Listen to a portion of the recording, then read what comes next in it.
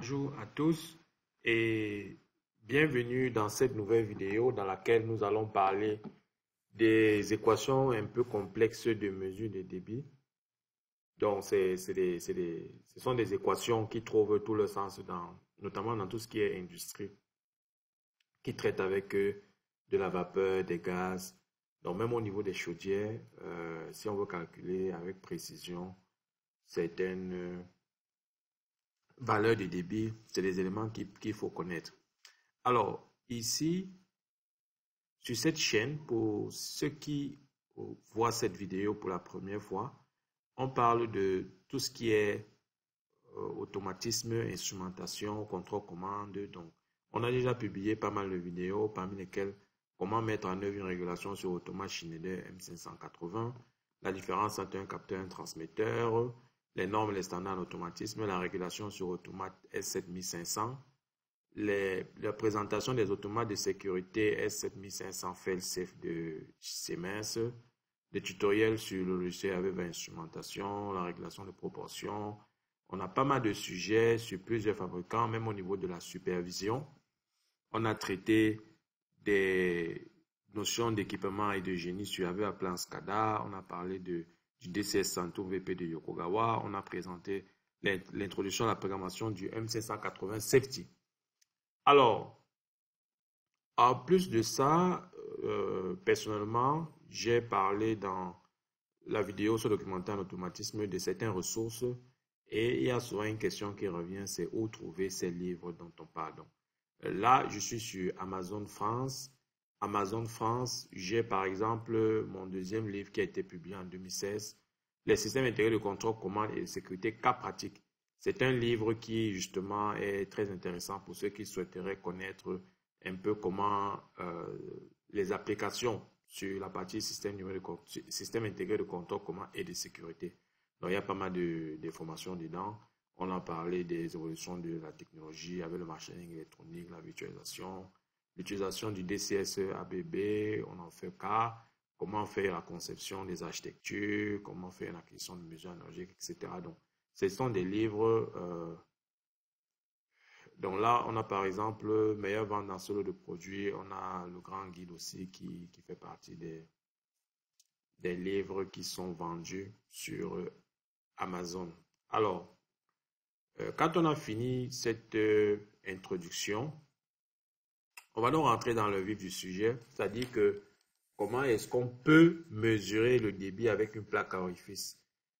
D'entrée de jeu, certains ne savent pas ce que c'est qu'une plaque à orifice. Sur cette vue, sur cette première slide, je présente un transmetteur de pression assez bizarre. Alors, on va voir tout ça ensemble. Donc, il est démontré, ça c'est une photo qui a été récupérée sur le site chemicalengineeringworld.com. Donc, c'est pas moi qui l'ai dessiné, donc je dois respecter les droits d'auteur.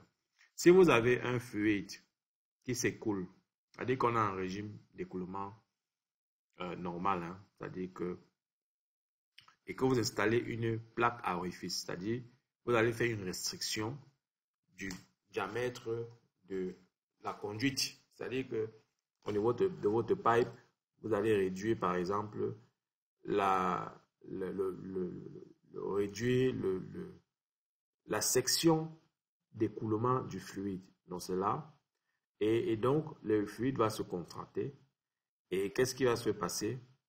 Si vous mesurez la pression avant la plaque orifice et la pression après la plaque orifice, vous allez vous rendre compte que la vitesse du fluide a augmenté en passant par, c'est comme un goulot d'étranglement, hein. Par contre, il a perdu en pression. Donc, ça, ce sont des expériences qui ont été menées et qui ont été longtemps discutées, débattues en mécanique des fluides. Vraiment, le but n'est pas de faire un cours de mécanique des fluides, mais d'utiliser les principes et les résultats qui ont été démontrés en mécanique des fluides pour pouvoir arriver d'un point de vue strictement instrumentation à pouvoir donc déterminer les éléments dont nous souhaiterons mesurer, en l'occurrence le débit. Donc, on démontre, et là, je ne vais pas faire la démonstration parce que mon objectif n'est pas de vous démontrer des théorèmes qui existent déjà. Si ceux qui sont intéressés, il y a plein de vidéos sur le net, il y a plein de papiers qui ont été écrits pour ça. Vous allez trouver forcément la démonstration. Par contre, moi, je vous présente l'utilisation, un cas d'application justement des éléments de mécanique des fluides en mesure instrumentation. Alors, on démontre que le débit du fluide qui s'écoule à travers une plaque à orifice est proportionnel à la racine carrée de la différence de la pression delta P. Donc, Q est égal à K multiplié par la racine carrée de delta P.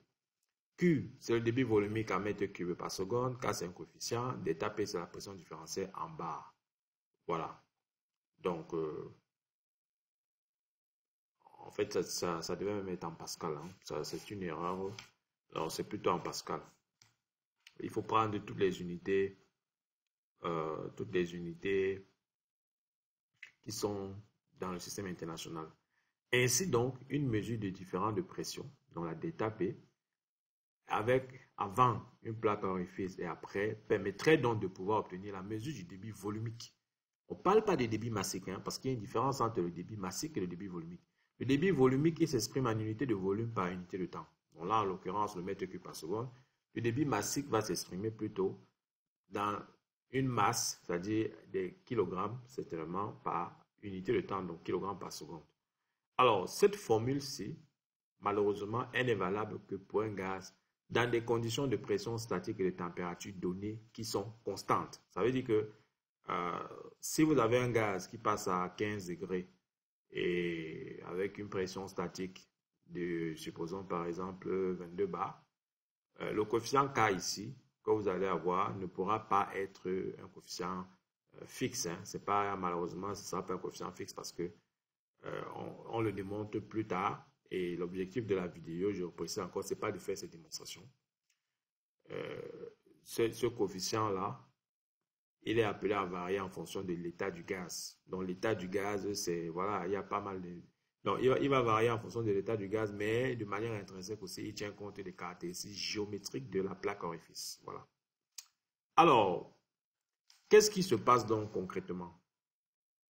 Ce qui se passe, c'est que vous allez voir sur des installations, donc, une conduite comme ça, on met une plaque à orifice et puis on monte un transmetteur de pression différentielle. Et donc, on implémente dans l'automate le calcul de ce débit-ci. Puisqu'on connaît la delta P, il est facile de faire un calcul de racine carrée. Il y a même des transmetteurs qui sont capables de vous envoyer la racine carrée de la pression différentielle qui est mesurée. Donc, c'est des paramètres dans la configuration qu'il faudrait cocher, etc. Donc là, avec ça, on a la possibilité de pouvoir faire un calcul assez simplifié. Vraiment simplifié. Par abus, vous pouvez calculer la constante K et puis l'utiliser, mais le débit que vous aurez ne sera pas un débit vraiment fiable parce que, comme on l'a précisé, le coefficient K va dépendre de l'état du gaz. Voilà.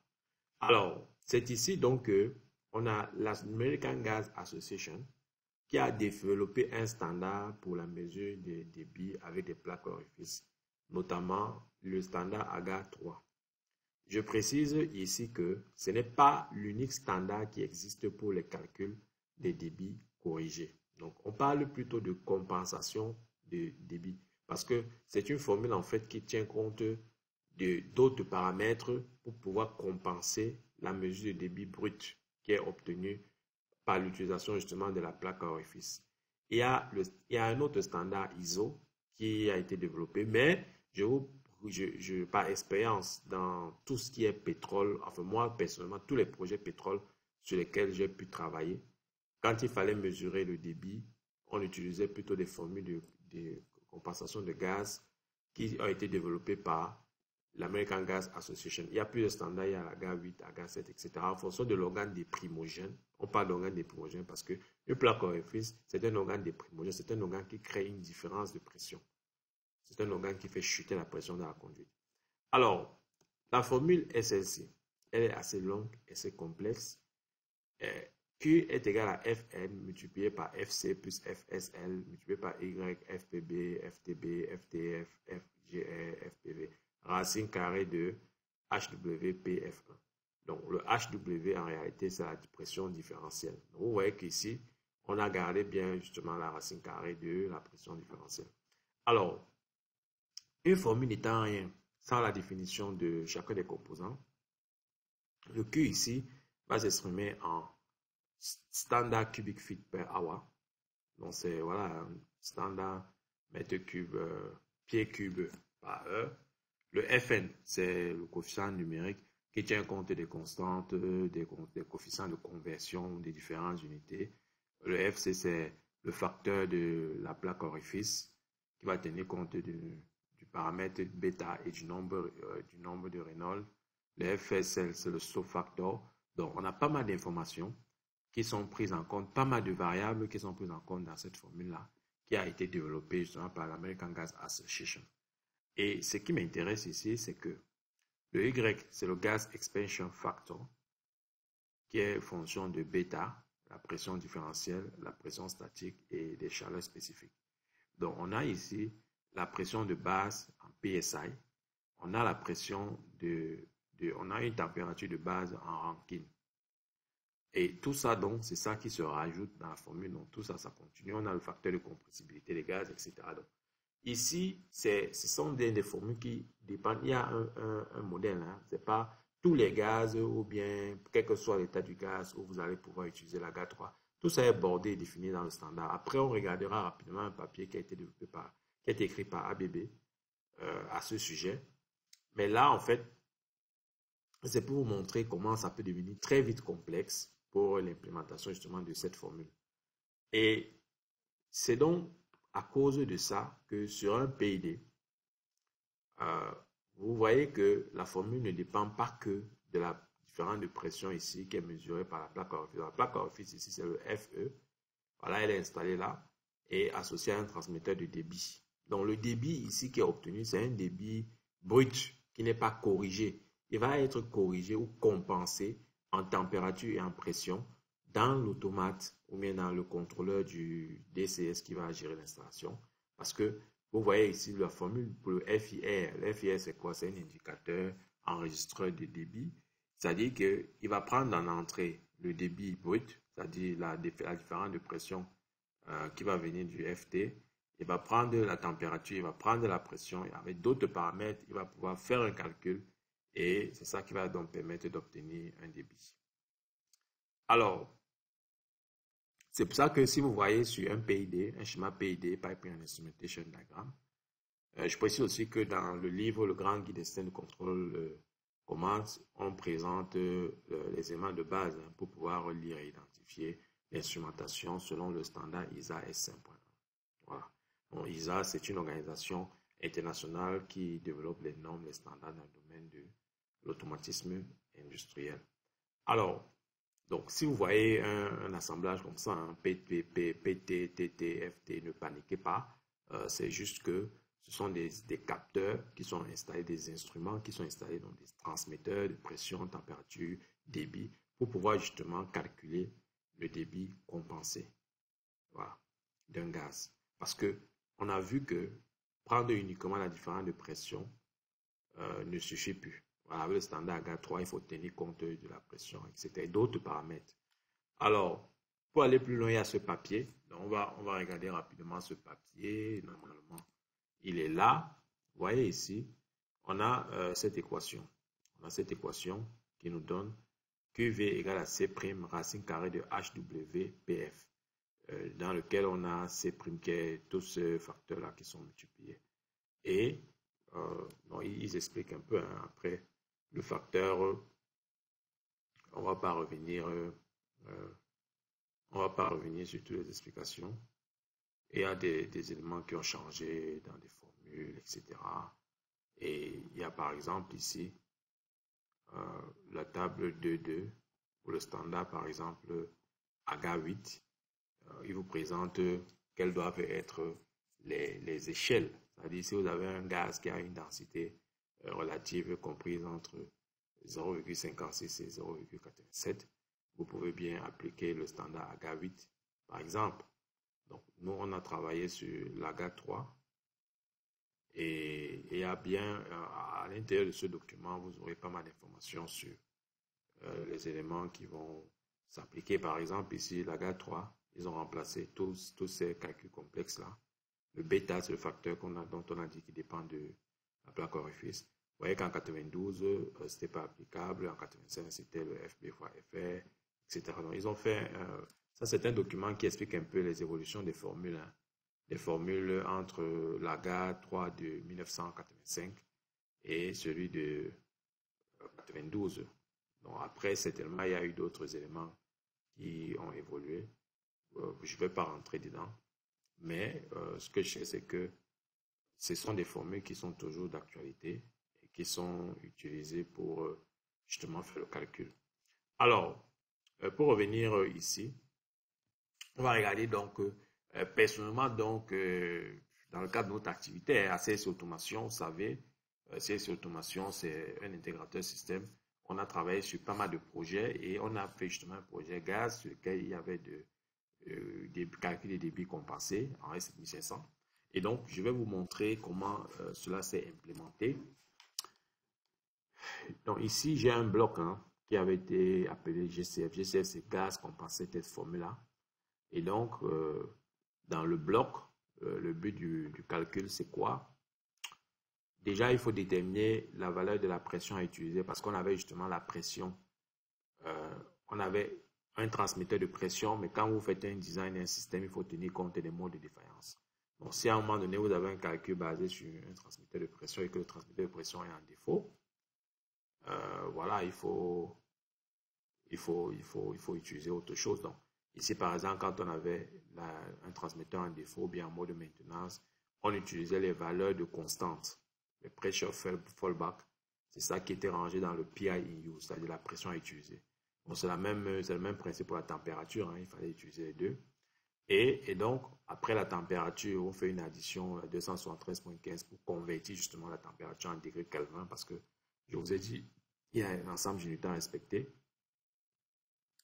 Ensuite, si on a donc la température qui est supérieure à 0, qu'est-ce qu'on faisait? On divisait le PI par le TI. Et c'est ça qu'on rangeait dans une variable temporaire qui s'appelait PI divisé par TI. Et si on a encore PI divisé par TI qui est supérieur à 0, on peut donc faire cette...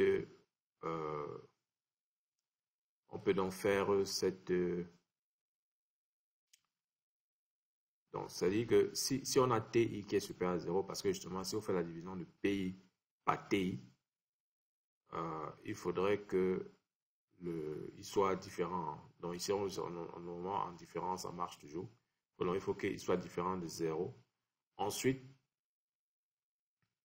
donc, le TI doit vraiment être différent de 0. Donc, en réalité, comme c'est une température, c'est du gaz et tout, on s'attend à ce que la température soit positive. Voilà. Alors, ensuite, on vérifie que le PI divisé par TI là est positif pour pouvoir appliquer la racine carrée. Donc, ça, c'est le square root de la racine carrée.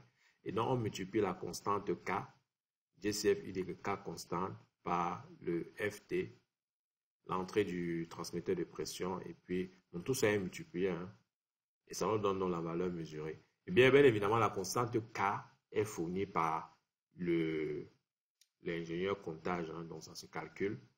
Ça sera en fonction de tous ces paramètres ici qu'on a présentés. C'est-à-dire que dans toute cette longue équation, on pourra sortir justement une constante K qui va être utilisée. Et le plus important, c'est que les valeurs de pression et température ont été considérées justement dans le calcul. Alors, voilà ce que j'avais à dire sur cette vidéo. Si elle vous a plu, laissez un pouce bleu, vraiment laissez un pouce bleu pour pouvoir augmenter la visibilité de la chaîne. Partagez massivement cette vidéo, cette chaîne à tous ceux que vous savez qui peuvent être intéressés par les automatismes industriels, l'instrumentation et autres. Et surtout, abonnez-vous pour ne manquer aucun contenu sur la chaîne. Merci.